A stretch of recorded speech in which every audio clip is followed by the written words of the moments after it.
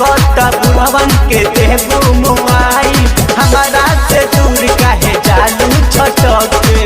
चौकी पले हम तोरा के पटक के, चौकी पले हम तोरा के पटक के। चुमाली हो सब रतिया पटक के, चुमाली हो सब रतिया पटक के।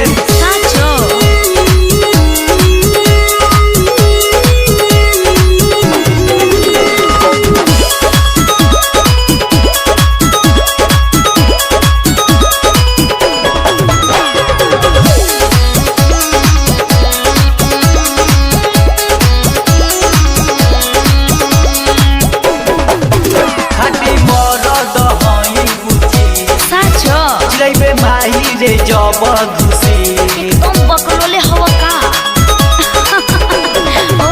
हटी मरद हई बुझी चिलैबे माही रे जब घुसी ना बाबा ना हिले जो बन तोर दुनो लटक के।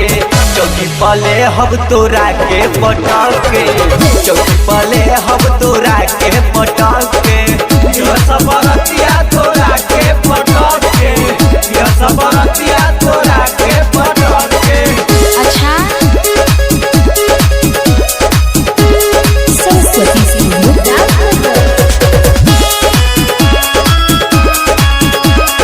Music by Aman rock. बोलू शुभम कहता विकास फेरा में रहता, हाँ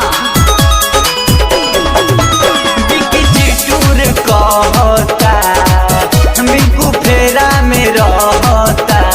अच्छा ठीक बा लेवे दे मजा तनी हमारा के सट के। चौकी पले हम तोरा के पटक के, चौकी पले हम तोरा के पटक के। चुमाली हो सब रतिया पटक के, चुमाली हो सब रतिया पटक के। अच्छा ठीक बा देखब।